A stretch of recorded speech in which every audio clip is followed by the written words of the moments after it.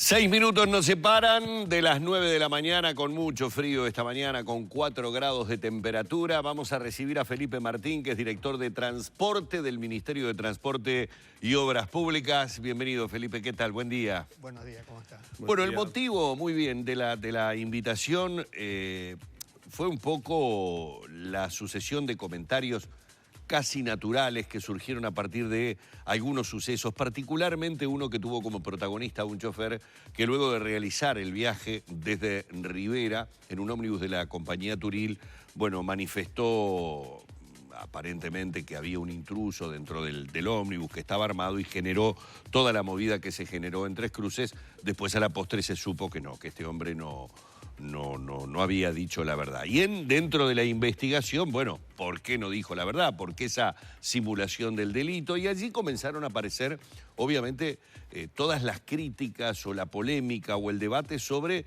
en las condiciones que se encuentra una persona que está manejando una unidad durante tantísimos kilómetros. A esto se suman además algunos siniestros que lamentablemente fueron protagonizados por ómnibus durante esta semana de vacaciones. Entonces, claro, lo primero que surgió fue el saber cómo es la normativa con respecto a los choferes, qué controles existen, para llevarle la tranquilidad a la gente de que esto es algo que viene regulado desde hace muchísimo tiempo, más allá de que pueda haber situaciones imponderables en las que vamos a entrar, obviamente, que escapan, digamos, a cualquier tipo de control. Pero hoy por hoy, en el caso de choferes de líneas que realizan recorridos interdepartamentales, internacionales, ¿cuál es la normativa para tener la libreta y estar apto para realizar ese trabajo? Bueno, sí, cada tanto el transporte es noticia. Y en estos casos genera bastante alarma. Pero yo le diría que desde el año 1994, cuando se sancionó la primera Ley Nacional de Prevención de Accidentes de Tránsito, ya comenzó a existir en la legislación uruguaya cada vez mayores niveles de exigencia para con un fenómeno que en la sociedad moderna tiene bastante impacto, que es el crecimiento del parque automotor y el mayor número de personas que además conducen. La accesibilidad, digamos, del crédito para llegar a conseguir los vehículos ha incorporado un número muy importante de personas que hoy manejan.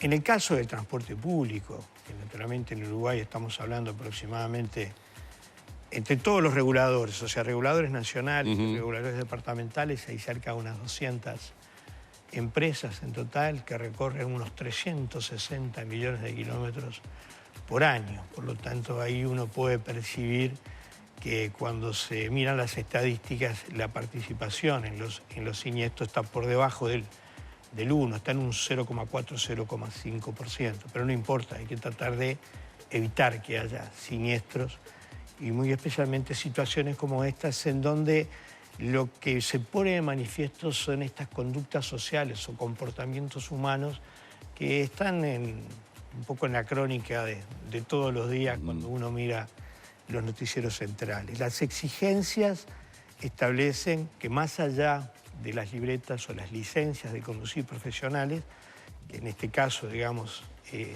los reguladores son las intendencias municipales, el Ministerio exige la realización de exámenes psicofísicos o psicotécnicos también, de alguna manera para medir una serie de equilibrios y comportamientos que no vienen solamente de la mano de lo que pueden ser los valores de los análisis de rutina de laboratorio, sino además otros que básicamente tienen que ver con fenómenos de autoequilibrio, de cómo ponderar los comportamientos ante situaciones límites y eso, en donde los gabinetes médicos psicológicos están integrados por médicos, por oftalmólogos, por psicólogos y psiquiatras. Hay unas 5 o 6 instituciones que están habilitadas para el otorgamiento de estos psicotécnicos, y todo el personal que se desempeña al frente de las unidades de transporte público están exigidos, digamos, de contar con estos exámenes. Si bien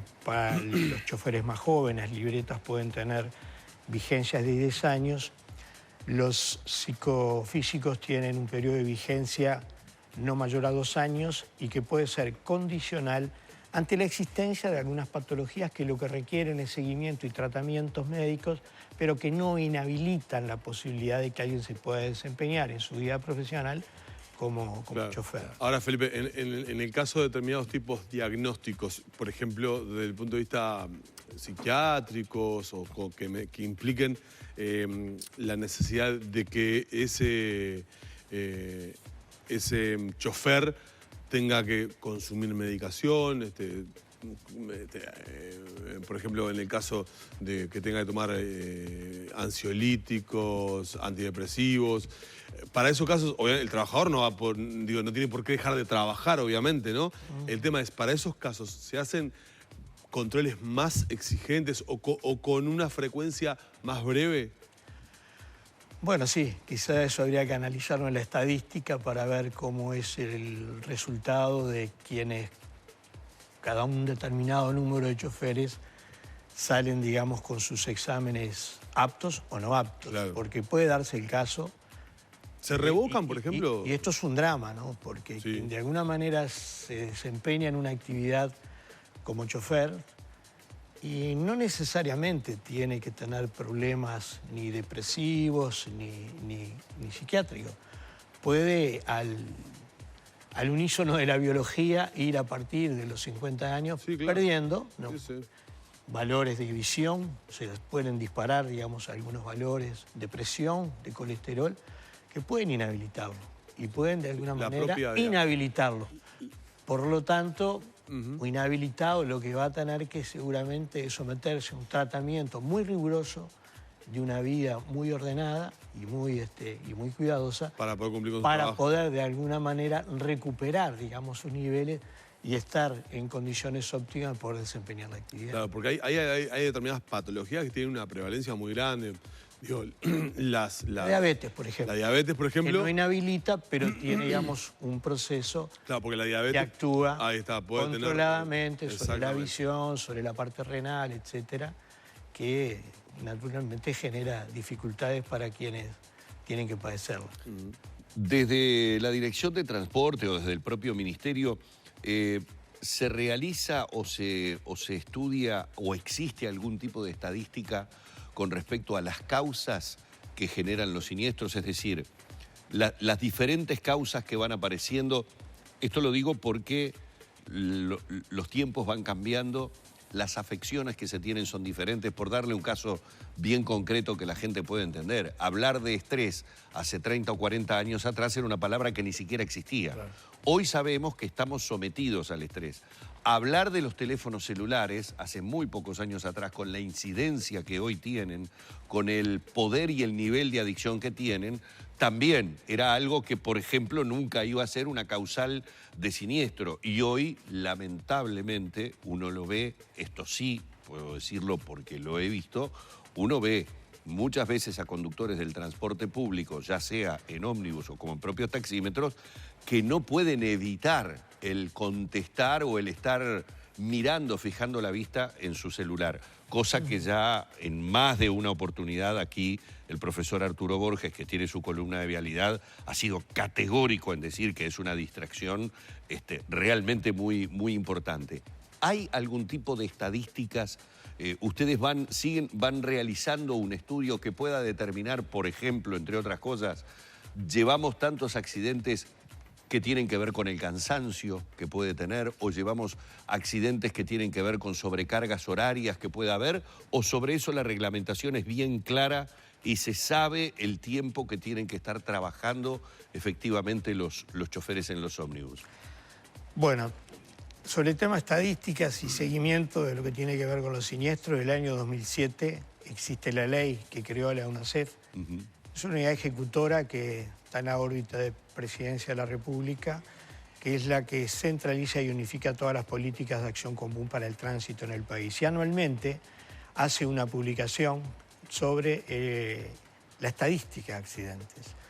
En la estadística de accidentes, quienes participan mayoritariamente son las motos, están lejos en un 45%.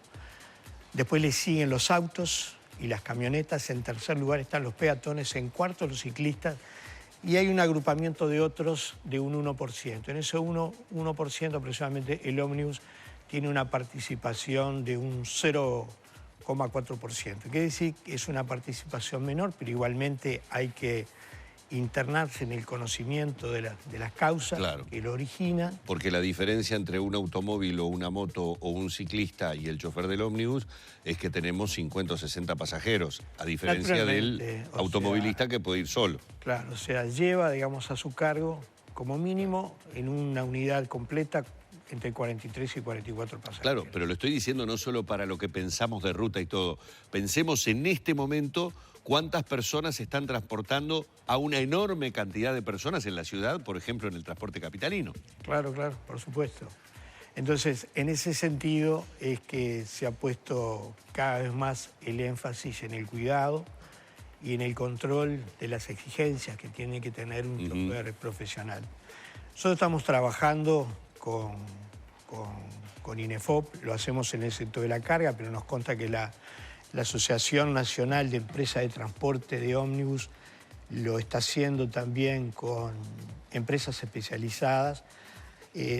Hace pasar a todo su personal, lo recicla, o sea, lo hace pasar, digamos, por curso de formación continua de choferes que actualizan todo lo que tiene que ver con la parte de legislación, actualiza todo lo que tiene que ver con normativa de tránsito, o sea, con las nuevas medidas y las nuevas disposiciones que en el último tiempo se han incorporado. Usted señalaba una, el de los teléfonos celulares, por ejemplo. Bueno, para justamente tener un ayornamiento de cuáles son los nuevos factores sobre los que hay que tomar precaución, cuidado y prevención a la hora de establecer jornadas, digamos, de trabajo, como las que pueden haber, yo qué sé, entre Montevideo y San José, que tiene 90 kilómetros, pero entre Montevideo y La Unión, que son 600. Bueno, ¿se acuerda, Felipe, que hace algún tiempo atrás, estoy hablando de bastante tiempo atrás, pero fue muy comentado en su momento, esta misma situación que vivimos hoy a nivel popular, sin redes sociales ni nada, la vivíamos con los camiones? ¿Se acuerda que hubo todo un tema y un debate sobre cuántas horas están los camioneros encima de la unidad? Es más, fue todo un tema porque también, coincidentemente, las noticias a veces tienen eso, que hacen, ¿verdad?, que por 2 o 3 situaciones que muchas veces en forma casual se pegaron en el tiempo, y bueno, se desatan estos debates sobre el tiempo de descanso, el tiempo que realmente los choferes tienen, porque bueno, hay también una creencia popular, o en general se habla sobre el famoso pestañeo o el chofer que se quedó dormido, que muchas veces no es así, pero que en el imaginario popular siempre existe, y cuando suceden estos siniestros, obviamente vuelve a estar sobre el tapete. En ese sentido, hay una reglamentación bien clara y la gente puede estar bien tranquila que las propias compañías son las que operan para realizar los controles debidos de que el chofer esté con el descanso y no con la sobrecarga de horas de trabajo. Sí, o sea, las compañías son las responsables de las contrataciones y por lo tanto son quienes de alguna manera asumen esas políticas de control y esas obligaciones. En Uruguay, en general, tenemos un transporte muy ordenado. Esto ha sido siempre así y al cabo de todo lo que ha sido la incorporación a estos fenómenos nuevos de la vida moderna, uno lo verifica, incluso trabajando con lo que es la experiencia de la región. En general, Uruguay tampoco se caracteriza por tener grandes distancias que cubrir, o sea, las distancias más largas en el caso de Uruguay, ponía el ejemplo, pueden ser de 500 kilómetros. De todas maneras, hay que tomar la debida precaución sobre este tipo de fenómenos y además acompañarlo, como toda vez se ha hablado de que para tener un transporte, una actitud, digamos, sobre el tránsito, se requiere tener normas claras. Se tiene que tener una profunda política de ingeniería en el sentido de ir mejorando todo lo que tiene que ver con la infraestructura, cosa en la que le consta, digamos, a la población que el Ministerio de Transporte ha actuado y está actuando con muchísima celeridad y compromiso en esto, coincidiendo en estos tiempos con casi 100 obras de ejecución simultánea que se están realizando en todo el país. entre carreteras, rehabilitación de rutas, puentes, etcétera. Tiene que haber un control y una buena vigilancia y naturalmente tiene que haber también un factor de responsabilidad o de construir, digamos, ciudadanía por parte de todos quienes participan en el tránsito. En general, yo creo que más allá de que es imprescindible disminuir los niveles de siniestralidad que tiene el país, se está trabajando mucho en esta dirección, tanto a nivel de los gobiernos departamentales como del gobierno nacional. Felipe, hace pocas horas la Asociación Nacional de Empresas de Transporte, ANETRA, planteaba la necesidad de una suerte de ley nacional que agrupara toda la normativa allí adentro respecto a, obviamente, a las empresas de transporte y al transporte público de pasajeros. ¿Qué piensan ustedes de esa propuesta? Bueno, hace tiempo se ha manejado la eventualidad de generar una ley nacional de transporte en virtud de que las jurisdicciones se comparten a nivel nacional y a nivel departamental, que podría, en esta etapa en donde el Uruguay ha tenido en los últimos 15 años un empuje muy grande, muy importante. Miremos que solamente en el caso de la carga, en el 2004 se movían 8 millones de toneladas, el año pasado se movieron 35 millones de toneladas. Eso ha generado casi una cuadruplicación de lo que la carga, de lo que el país genera en materia de carga y se triplicó, digamos, la flota. O sea, se pasó de unos 6.000 camiones a unos 18.000 en esta etapa. Por lo tanto, cabría la posibilidad de estudiar las alternativas si hoy se podría llevar adelante una ley nacional de transporte, que tendría que ser una ley muy marco, que tomara las cuestiones más generales, porque si uno pretende meter en una ley todo el marco y además la reglamentación, cada vez que hay que cambiarla, hay que cambiar la ley. Entonces hay que ser muy cuidadoso en cómo se trabaja en esta dirección y mirar un poco la legislación comparada y los lugares en donde esto puede estar sucediendo. Bien, en el final, ¿han avanzado los sumarios que llevan adelante por los funcionarios que participaron en estas maniobras fraudulentas en las balanzas? Sí. ¿Cómo viene la investigación de ustedes? La investigación viene desde el mismo momento en que se verificó por parte de la autoridad judicial la formalización de los funcionarios públicos y de los privados. Y los privados también. Porque en esto siempre es bueno aclarar que esto es como en el amor. ¿Caen las licencias privadas, por ejemplo, los permisos para...? Bueno, en estos momentos estamos llevando adelante por parte de la división jurídica de quienes ya están formalizados, porque hay mucho más empresas que están vinculadas, digamos, a estas prácticas, que todavía por la feria menor no fueron, digamos, convocadas al Poder Judicial, al juzgado, pero las que ya, digamos, están formalizadas, se está haciendo un informe jurídico sobre el alcance de las medidas a adoptar para, de alguna manera, ver qué pasa, digamos, con las habilitaciones de esas empresas. O sea que judicialmente esto va a tener más repercusiones, habrá más implicancias. Seguramente porque el expediente es bastante extenso. Bien. Bueno, vamos a agradecerle a Felipe Martín, director de Transporte del Ministerio de Transporte y Obras Públicas, estos minutos en la mañana de Arriba Gente. Muy amable. Muchas gracias a ustedes. Cerramos por aquí la entrevista junto al director de Transporte del Ministerio.